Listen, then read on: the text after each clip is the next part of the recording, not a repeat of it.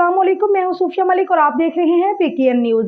Grid station Khanpur महर से निकलने वाले अहमद साई फीडर से बिजली का कनेक्शन काटने के खिलाफ दहातियों ने एहतजाजी मुजाहरा और धरना दिया। ब्यूरो चीफ गोट की अली महर की रिपोर्ट।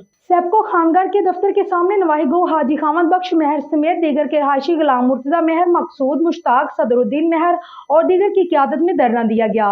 एहतजाजी मुजाहरे में शरीक दहातियों ने एसडीओ समेत अफसरान की नाजायजियों के खिलाफ नारे लगाए।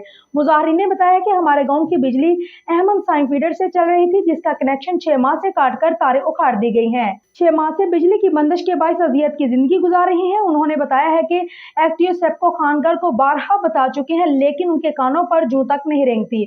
मुजाहरीन ने मजीद बताया है कि साई अहमद से मिलने वाली बिजली का वो बर वक्त बिल भी अदा कर रहे थे, फिर भी सेप्को हुकाम ने बगैर किसी वजह के हमारी बिजली साई अहमद फीडर से काट रखी है, जबकि बाकी देहातों को इसी फीडर से बिजली मिल रही है। उन्होंने आला हुकाम से एसडीओ के खिलाफ कार्रवाई करते हुए उनकी बिजली इसी फीडर से बहाल करने का मुतालबा कर दिया।